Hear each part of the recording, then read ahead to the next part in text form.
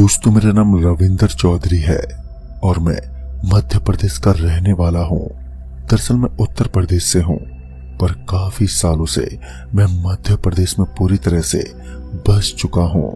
दरअसल मैं एक सीमेंट फैक्ट्री में एज अ मैनेजर के तौर पर काम किया करता हूँ। मैं इस फैक्ट्री में पिछले 14 साल से काम कर रहा हूँ। तब जाके पिछले 2 साल से मुझे मैनेजर का काम मिला। उस वक्त मार्च का महीना था जब लॉकडाउन के चलते मेरी सीमेंट फैक्ट्री को बंद करने का आदेश आया। लॉकडाउन के हटने का इंतजार कायम रहा। लॉकडाउन के चक्कर में मेरा काम बंद हो गया, बच्चों के स्कूल भी बंद हो गए और अब हमारी बचत भी खत्म होने को थी। अब कंपनी फिर कब खुलेगी इसकी कोई जानकारी भी नहीं थी, इसलिए हमने अपने गांव जाने का फैसला किया। अब सोचा कंपनी तो जब खुले तब खुले, उस वक्त हम आ जाएंगे, पर अभी इस समय हमारा गांव जाना ही ठीक होगा। मेरे 2 बच्चे हैं, एक बेटा जिसकी उम्र 10 साल की है और मेरी बेटी जिसकी उम्र 8 साल की है। हम लोग गांव के लिए निकल गए, पर मैं पहले बीच बीच में खेती बाड़ी के सिलसिले में कभी कभार गांव आया जाया करता था, पर बाबूजी के देहांत के बाद से मैं कभी गांव वापस नहीं लौटा। तकरीबन 5 सालों से मैं अपने गांव नहीं गया था। मेरे लिए अब गांव जाना बिल्कुल किसी नई जगह पर पहली बार जाने जैसा था। तो ठीक रात को हम गांव के लिए निकले। गांव पहुंचकर हमें एक अलग ही ताजगी महसूस हुई, लेकिन अब असली खौफ का समय शुरू होने वाला था। लगभग 1 हफ्ता बाद एक दिन खेतों में काफी धान काटे गए। पूरा दिन खेतों में उलझा रहा। मेरे साथ मेरा एक आदमी भी खेतों में मेरे साथ था। हम लोगों ने पूरे दिन खेतों में कटाई की और काटकर सारी फसल इकट्ठा कर ली। लगभग शाम के 7 बजे तक हम खेतों में ही उलझे रहे, लेकिन अब एक दिक्कत हो गई। पूरे दिन खेतों में काम करने में हम इतना व्यस्त हो गए कि हमने किसी ट्रैक्टर या किसी बैलगाड़ी को भी खेतों में फसल रखने के लिए नहीं रखा। पूरा दिन काम करने के बाद मैं काफी थक गया था। आज की रात अब खेतों में ही सोने का इरादा था, क्योंकि फसल की तादाद लंबी थी और आज रात रखवाली के लिए किसी को तो रुकना जरूरी ही था, वरना हमारी सारी मेहनत पर पानी फिर जाता। खेत के बाहर हमारी एक छोटी सी झोपड़ी है और अक्सर रहती ही है। पहले भी लोग जब खेत में काम किया करते थे तब वो खेत के बाहर ही चटाई बिछाकर सो जाते थे। अब रात को मेरा वहां पर रुकना बहुत ही जरूरी था।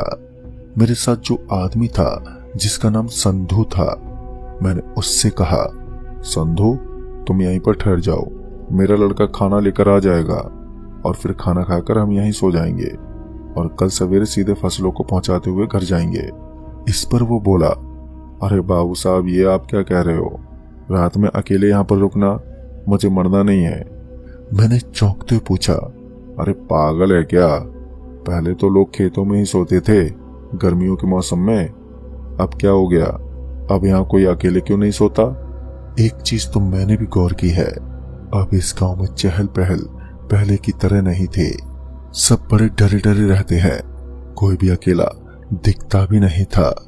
संधू बोला, बाबू साहब हम आपको जरूर बताते, लेकिन रात में उसका नाम लेना भी पाप है, वो कभी भी आ जाएगा। इतना कहकर वो दबे पांव वहां से निकल गया, पर मैं कोई डरा नहीं और ना ही ज्यादा मैंने ध्यान दिया। मैंने खाना खाया और बहुत थका था, तो मैं चटाई बिछाते ही लेट गया और कब मेरी आंख लग गई पता ही नहीं चला। अब रात के कुछ 1:30 बज रहे थे और मुझे अपने बगल में किसी इंसान की वजूद महसूस हुई। कोई तेज तेज सांसें ले रहा था। मैंने करवट बदल कर देखा तो एक आदमी बड़ी गहरी नींद में सो रहा था। मुझे थोड़ा अजीब लगा। मैं ये देखने के लिए बढ़ा कि कौन शख्स मेरे बगल में इतनी गहरी नींद ले रहा है। इसलिए मैंने जब उसके चेहरे पर देखा तो पाया कि वो संधू सो रहा था। तब मुझे थोड़ी तसल्ली हुई, तो मैंने सोचा कि मेरी तरह ये भी आज बहुत ज्यादा थक गया होगा तो यहीं सो गया है। मैंने ज्यादा ध्यान नहीं दिया और वापस आंखें बंद करके सोने की कोशिश करने लगा। लेकिन उसी वक्त मुझे एक जोर का झटका लगा। मेरे मन में ख्याल आया कि संधू तो मेरे सामने से अपने घर गया था। यहाँ तक कि जब वो गया था तो कुछ इस तरह डरा था जैसे उसे सांप सूंघ गया हो। फिर ये आधी रात को यहाँ क्या करने आया था? मतलब इतना सोचने के बाद मेरे मन में इतना डर था कि मैं उसका बयान शब्दों में नहीं कर सकता था। अब मेरे अंदर बहुत ही ज्यादा खौफ था। मुझे पूरा यकीन था कि जो शख्स मेरे बगल में सो रहा है वो यकीनन एक प्रेत है, इसलिए अब वो कभी भी मुझे निपटा सकता है। मैं गांव से बिलोंग करता हूं, इसलिए मैंने पहले भी ऐसे प्रेतों के किस्से सुने हैं। फिर मैं दबे पांव उठ खड़ा हुआ। सच कहूं तो मेरा दिमाग बिल्कुल काम नहीं कर रहा था। मैं चुपचाप से सकता हुआ वहां से निकलने लगा। तभी मुझे पीछे से एक आवाज आई, बाबू साहेब, फसल की निगरानी कौन करेगा? मैं अब कुछ सोचने समझने की हालत में नहीं था। मैंने ना आओ देखा ना ताओ और मैं भागता हुआ घर की तरफ बढ़ने लगा। लेकिन इस बार जो मैंने देखा उस पर किसी के लिए भी यकीन करना बहुत ही मुश्किल होगा। मैंने देखा वही प्रेत अब एक बांस से दूसरे बांस पर बंदर जैसे छलांग लगा रहा था। आधी रात के अंधेरे में मैंने उसका चेहरा ठीक से तो नहीं देखा। हो सकता है वो शायद बंदर ही हो, पर जो भी था बहुत ही डरावना बना रहा था उस मंजर को। खैर जैसे तैसे मैं अपने घर पर पहुंचा। घर का दरवाजा जोर जोर से खटखटाने लगा। घर के अंदर घुसा और दरवाजा कस के बंद कर दिया मैंने। वो रात जैसे तैसे कटी और अब मुझे बहुत खौफ था उस गांव में रहने का। इसलिए अब से जब कभी मैं खेतों में काम करता तो अपने साथ एक दो आदमी लेकर ही काम करता था। पर सिलसिला अभी यहीं पर थमा नहीं था। अगली सुबह जब मैंने संधू को वो सारी बात बताई तो संधू मेरी तरफ एक टक से घूर रहा था। वो बोला, मुझे पता था कि ऐसा जरूर होगा। वो तो आप ब्राह्मण ठहरे और शायद थोड़े पवित्र सही। ऐसा गांव वालों का मानना है कि ये गांव अब पहले जैसा नहीं रहा। गांव में बहुत सी बुरी शक्तियों ने अपना डेरा डाल रखा है। खेतों में तो भूलकर भी अकेले जाने जैसा नहीं है। फिर जब मैंने मुखिया जी को ये घटना के बारे में बताया तो उन्होंने जो मुझे कहा तो उसके बाद मेरे होश ही उड़ गए। उन्होंने बताया कि ये बात बिल्कुल सच है। आज से 5 से 6 साल पहले इस गांव में एक अघोरी आया था। वो बहुत ही बेईमान था और उतना ही गंदी सोच का। वो गांव की औरतों पर वशीकरण कर देता था। वो नाबालिग युवाओं की बलि भी देता था।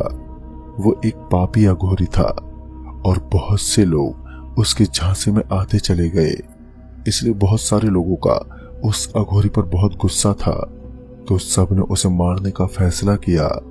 एक आधी रात में उसी तरह अघोरी किसी काली विद्या में लीन उस दूसरे पोखरे के पास वाले जंगल में था।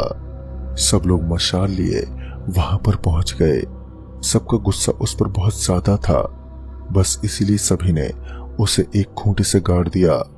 उसकी तपस्या भंग हो गई और वो भी बहुत क्रोधित हो गया।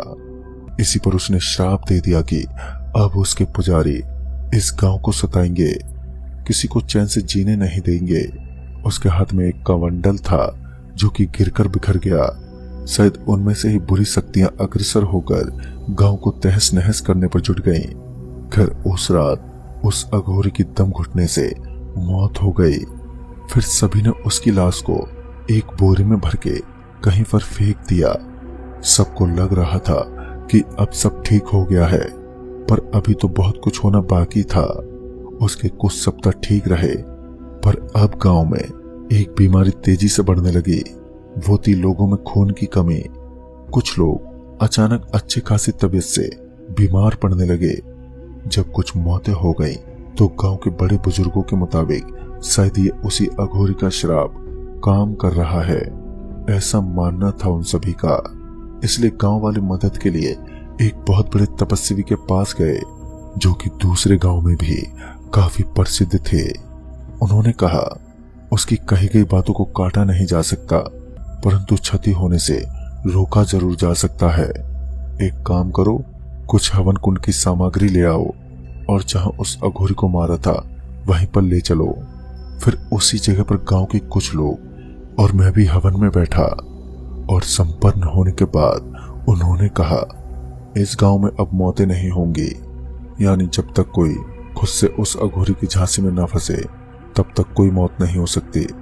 जब वो जिंदा था तब भी वो यही करता था, छल से वो शिकार करता था, इसलिए गांव में अब कोई भी शख्स अकेले नहीं होगा। अकेले रहने पर शायद उस अघोरी के छल से कोई प्रभावित हो जाए और उसका शिकार भी बन जाए।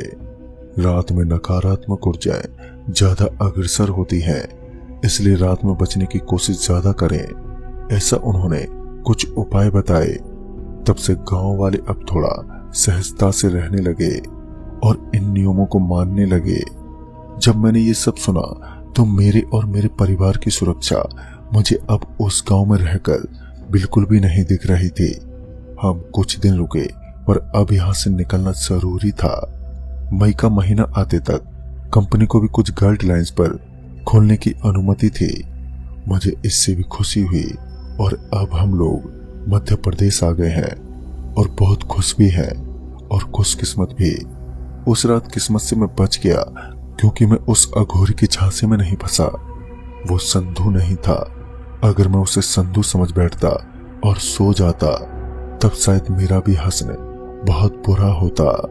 तो दोस्तों, इस कहानी में बस